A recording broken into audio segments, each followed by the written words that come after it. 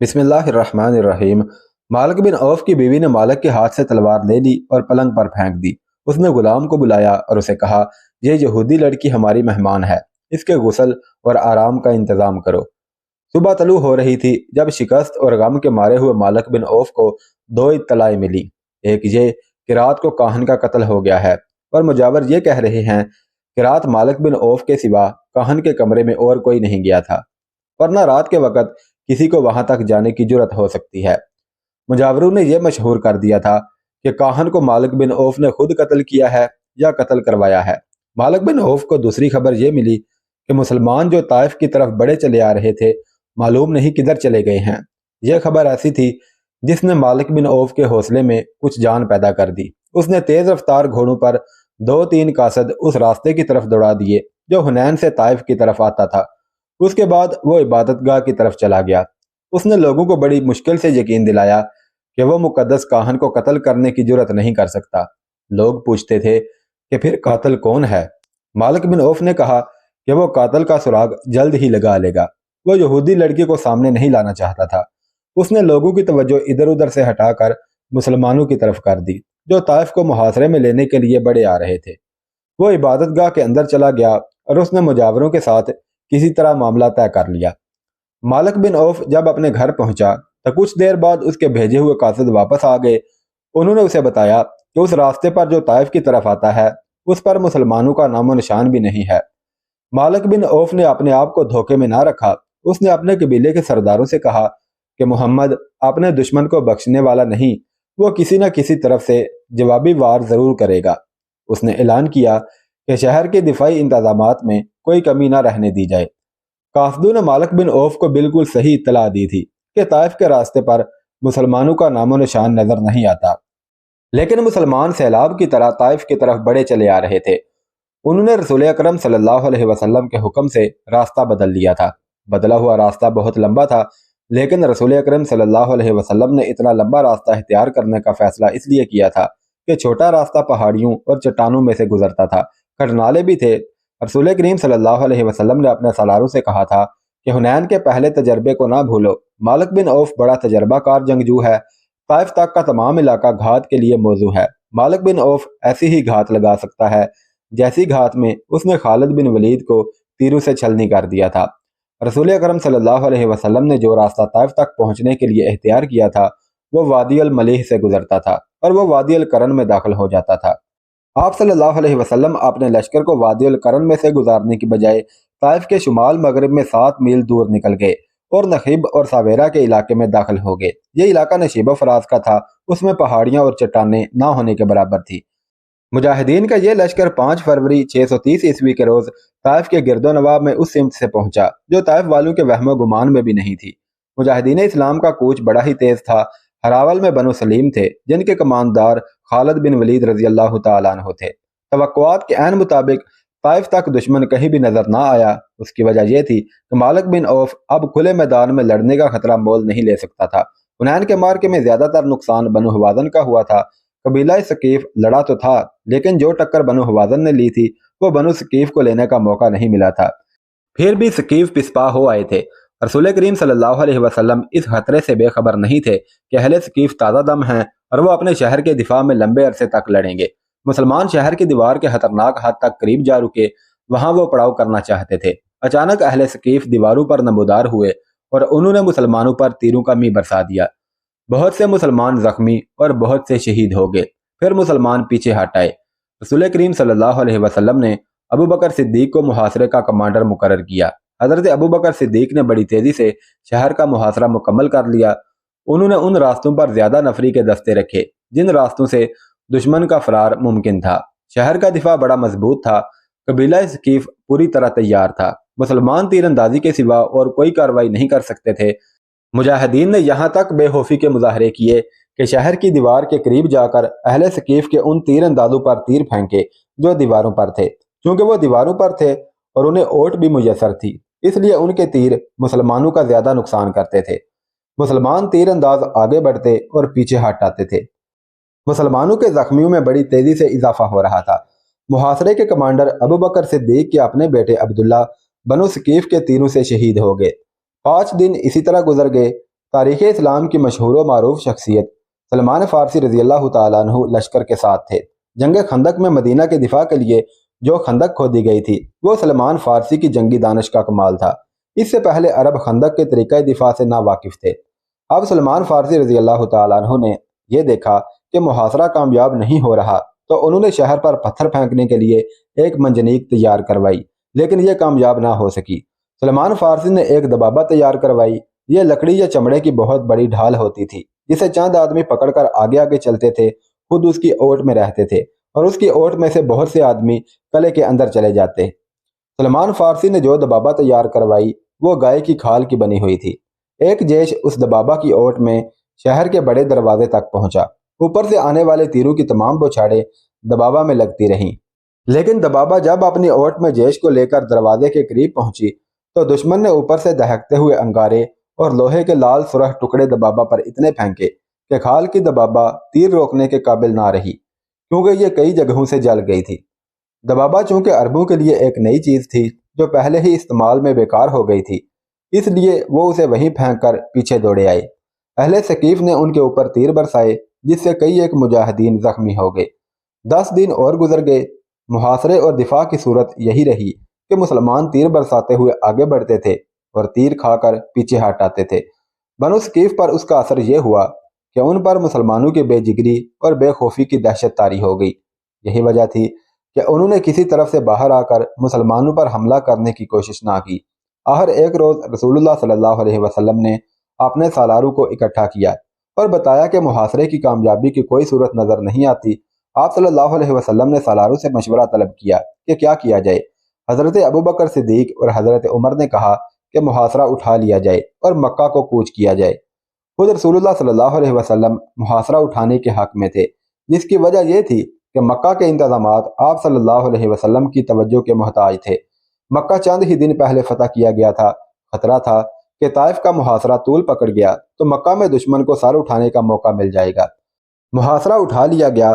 محاصرہ اٹھانے کا اثر اہل ثقیف پر کچھ اور ہونا چاہیے تھا، لیکن ان پر اس قسم کا خوف طاری ہو گیا کہ مسلمان جو اب جا رہے ہیں معلوم نہیں کس وقت لوٹ آئیں اور شہر پر یلغار کر کے شہر کی اینٹ سے اینٹ بجا دیں۔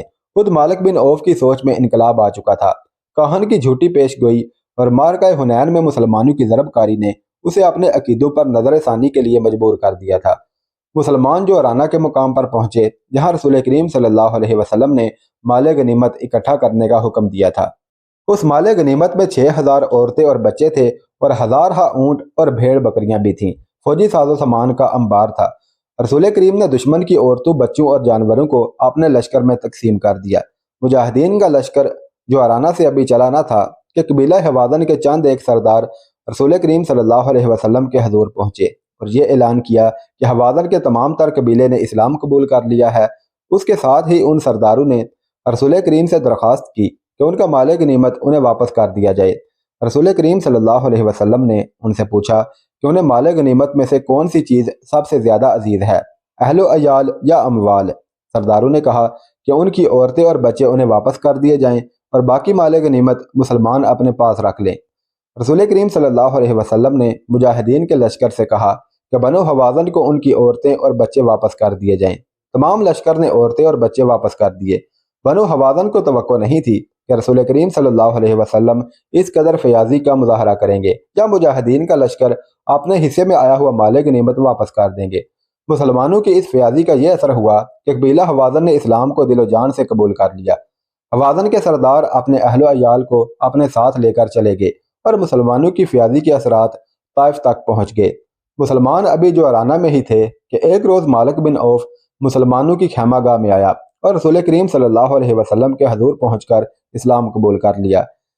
دیوتا لات کی خدائی ہمیشہ کے لیے ختم ہو گئی۔ مسلمان ایک عظیم جنگی طاقت بن گئے تھے، لیکن اسلام کا فروغ اس جنگی طاقت کی وجہ سے نہ تھا، بلکہ اسلام میں ایسی کشش تھی کہ جو کوئی بھی اللہ کا یہ پیغام سنتا تھا وہ اسلام قبول کر لیتا تھا۔ مسلمانوں نے اپنے جاسوس دور دور تک پھیلا رکھے تھے۔ 630 عیسوی میں جاسوسوں نے مدینہ آ کر رسول اکرم صلی اللہ علیہ وسلم کو اطلاع دی کہ رومی شام میں فوج کا بہت بڑا اجتماع کر رہے ہیں، جس سے ظاہر ہوتا ہے کہ وہ مسلمانوں سے ٹکر لینا چاہتے ہیں۔ اس کے بعد یہ اطلاع ملی کہ رومیوں نے اپنی فوج کے کچھ دستے اردن بھیج دیے ہیں۔ اکتوبر 630 عیسوی بڑا ہی گرم مہینہ تھا، جھلسا دینے والی لو ہر وقت چلتی رہتی تھی اور دن کے وقت دھوپ میں ذرا سی دیر ٹھہرنا بھی محال تھا۔ اس موسم میں رسول کریم صلی اللہ علیہ وسلم نے حکم دیا کہ پیشتر اس کے کہ رومی ہم پر جلکار کریں، ہم ان کے کوچ سے پہلے ہی ان کا راستہ روک لیں۔ رسول کریم صلی اللہ علیہ وسلم کے اس حکم پر مدینہ کے اسلام دشمن عناصر حرکت میں آ گئے۔ ان میں وہ مسلمان بھی شامل تھے جنہوں نے اسلام تو قبول کر لیا تھا لیکن اندر سے وہ کافر تھے۔ ان منافقین نے درپردہ ان مسلمانوں کو جو جنگ کی تیاریوں میں مصروف ہو گئے تھے ورگلانا اور ڈرانا شروع کر دیا کہ اس موسم میں انہوں نے کوچ کیا تو گرمی کی شدت اور پانی کی قلت سے وہ راستے میں ہی مر جائیں گے۔ ان مخالفانہ سرگرمیوں میں یہودی پیش تھے۔ اس کے باوجود مسلمانوں کی اکثریت نے رسول کریم صلی اللہ علیہ وسلم کے حکم پر لبیک کہی۔ رسول خدا صلی اللہ علیہ وسلم نے تیاریوں میں زیادہ وقت ضائع نہ کیا۔ اکتوبر کے آخر میں جو فوج رسول خدا صلی اللہ علیہ وسلم کی قیادت میں کوچ کے لیے تیار ہوئی اس کی تعداد 30,000 تھی، جس میں 10,000 سوار شامل تھے۔ مجاہدین کے اس لشکر میں مدینہ کے علاوہ مکہ کے اور ان قبائل کے افراد بھی شامل تھے جنہوں نے سچے دل سے اسلام قبول کیا تھا۔ مجاہدین کا مقابلہ اس زمانے کے مشہور جنگجو بازنطینی شہنشاہ ہرقل کے ساتھ تھا۔ مجاہدین اسلام کا یہ عظیم لشکر اکتوبر 630 کے آخری ہفتے میں رسول کریم کی قیادت میں شام کی طرف کوچ کر گیا۔ تمازت آفتاب کا یہ عالم جیسے زمین شعلے اگل رہی ہو، ریت اتنی گرم کہ گھوڑے اور اونٹوں کے پاؤں جلتے تھے۔ اس سال قحط کی کیفیت بھی پیدا ہو گئی تھی، اس لیے مجاہدین کے پاس خوراک کی بھی کمی تھی۔ مجاہدین اس جھلسا دینے والی گرمی میں پانی نہیں پیتے تھے کہ معلوم نہیں آگے کتنی دور جا کر پانی ملے۔ تھوڑی ہی دور جا کر مجاہدین کے ہونٹ خشک ہو گئے اور ان کے حلق میں کانٹے سے چبھنے لگے، لیکن ان کی زبان پر اللہ کا نام تھا اور وہ ایسے عزم سے سرشار تھے جس کا اجر خدا کے سوا اور کوئی نہیں دے سکتا تھا۔ ایک لگن تھی، ایک جذبہ تھا کہ مجاہدین زمین و آسمان کے اگلے ہوئے شعلوں کا منہ چڑھاتے چلے جا رہے تھے۔ تقریباً 14 روز بعد یہ لشکر شام کی سرحد کے ساتھ تبوک کے مقام پر پہنچ گیا۔ مورخین لکھتے ہیں کہ اچھے اور خوشگوار موسم میں مدینہ سے تبوک کا سفر 14 دنوں کا تھا، جسے اس وقت کے مسافروں کی زبان میں 14 منزل کہا جاتا تھا۔ بعض مورخین نے 14 منزل کو 14 دن کہا ہے۔ تبوک میں ایک جاسوس نے اطلاع دی کہ رومیوں کے جو دستے اردن میں آئے تھے وہ اس وقت دمشق میں ہیں۔ رسول کریم صلی اللہ علیہ وسلم نے لشکر کو تبوک میں ہمہ ہونے کا حکم دیا اور تمام سالاروں کو صلاح و مشورے کے لیے طلب کیا۔ سب کو یہی توقع تھی کہ تبوک سے کوچ کا حکم ملے گا اور دمشق میں یا دمشق سے کچھ ادھر رومیوں کے ساتھ فیصلہ کن معرکہ ہوگا۔ رسول کریم صلی اللہ علیہ وسلم نے اپنے اصول کے مطابق سب سے مشورے طلب کیے۔ ہر سالار نے یہ ذہن میں رکھ کر کہ رومیوں سے جنگ ہوگی مشورے دیے، لیکن رسول کریم صلی اللہ علیہ وسلم نے یہ کہہ کر سب کو حیرت میں ڈال دیا کہ تبوک سے آگے کوچ نہیں ہوگا۔ مورخین لکھتے ہیں کہ رسول خدا صلی اللہ علیہ وسلم کے اس فیصلے میں کہ آگے نہیں بڑھا جائے گا بہت بڑی جنگی دانش تھی۔ آپ صلی اللہ علیہ وسلم نے مدینہ میں ہی کہہ دیا تھا کہ رومیوں کا راستہ روکا جائے گا۔ آپ صلی اللہ علیہ وسلم مستقر سے اتنی دور اور اتنی شدید گرمی میں لڑنا نہیں چاہتے تھے۔ اس کی بجائے آپ صلی اللہ علیہ وسلم ہرقل کو اشتعال دلا رہے تھے کہ وہ اپنے مستقر سے دور تبوک میں آ کر لڑے۔ مجاہدین تو لڑنے کے لیے گئے تھے، ان کے دلوں میں کوئی وہم اور کوئی خوف نہیں تھا، لیکن جنگ میں ایک خاص قسم کی عقل و دانش کی ضرورت ہوتی ہے۔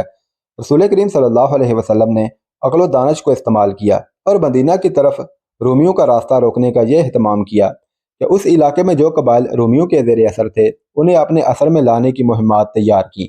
ان میں 4 مقامات خصوصی اہمیت کے حامل ہیں جہاں ان مہمات کو بھیجا جانا تھا۔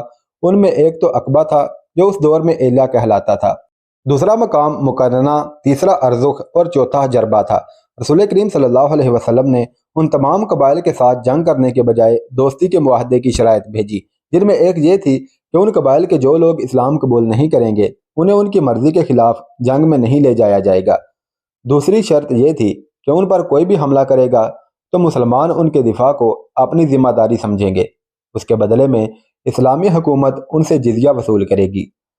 سب سے پہلے ایلا کے فرمانروا یوحنا نے خود آ کر رسول کریم صلی اللہ علیہ وسلم کی دوستی کی پیشکش قبول کی اور جزیہ کی باقاعدہ ادائیگی کی شرط بھی قبول کر لی۔ اس کے فوراً بعد 2 اور طاقتور قبیلوں نے بھی مسلمانوں کے ساتھ دوستی کا معاہدہ کر لیا اور جزیہ کی شرط بھی مان لی۔ الجوف ایک مقام ہے جو اس دور میں دومت الجندل کہلاتا تھا۔ یہ بڑے ہی خوفناک صحرا میں واقع تھا۔ اس زمانے کی تحریروں سے پتہ چلتا ہے کہ اس مقام کے ارد گرد ایسے ریتلے ٹیلے اور نشیب تھے کہ انہیں ناقابل تسخیر سمجھا جاتا تھا۔ دومت الجندل کا حکمران عقیدر بن مالک تھا چونکہ اس کی بادشاہی انتہائی دشوار گزار علاقے میں تھی، اس لیے وہ اپنے علاقے کو ناقابل تسخیر سمجھتا تھا۔ رسول کریم صلی اللہ علیہ وسلم نے جو وفد عقیدر بن مالک کے پاس بھیجا تھا وہ یہ جواب لے کر آیا کہ عقیدر نے نہ دوستی قبول کی ہے نہ وہ جزیہ دینے پر آمادہ ہوا ہے، بلکہ اس نے اعلانیہ کہا ہے کہ مسلمانوں کو وہ اپنا دشمن سمجھتا ہے اور وہ اسلام کی بے حکمی میں کوئی کسر اٹھا نہیں رکھے گا۔ رسول کریم نے خالد بن ولید کو بلایا اور انہیں کہا کہ وہ 400 سوار اپنے ساتھ لیں اور عقیدر بن مالک کو زندہ پکڑ لائیں۔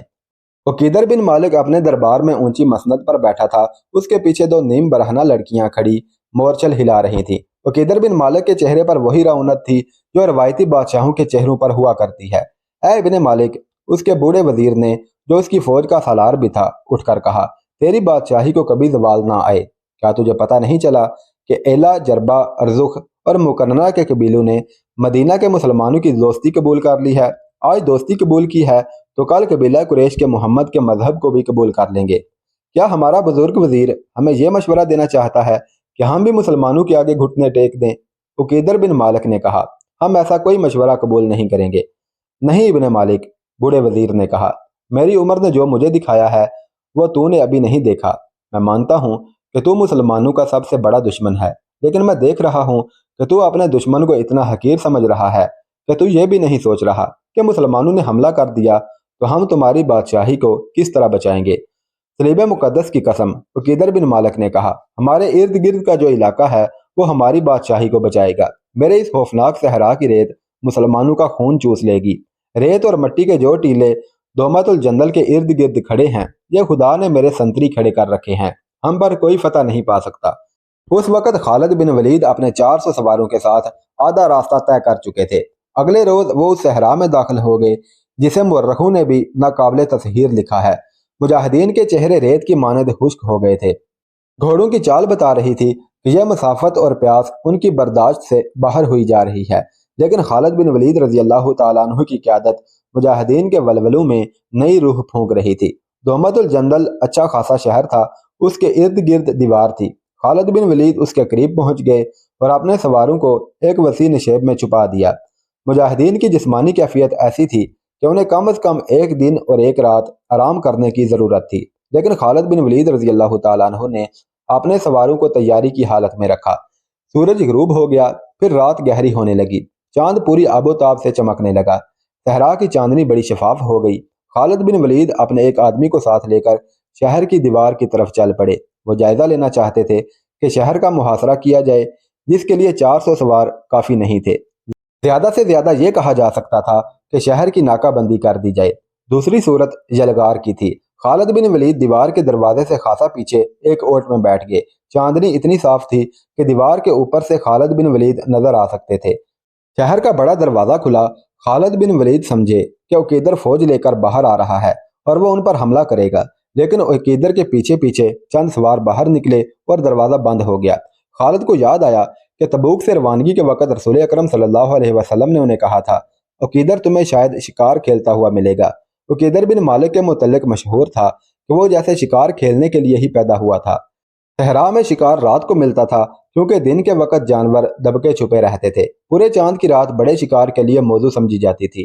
یہ رسول اکرم صلی اللہ علیہ وسلم کی انٹیلیجنس کا کمال تھا کہ آپ نے دشمن کی عادات کو اور حسلتوں کا بھی پتہ چلا لیا تھا، اور آپ صلی اللہ علیہ وسلم نے خالد بن ولید کو عقیدر کے متعلق پوری معلومات دے دی تھیں۔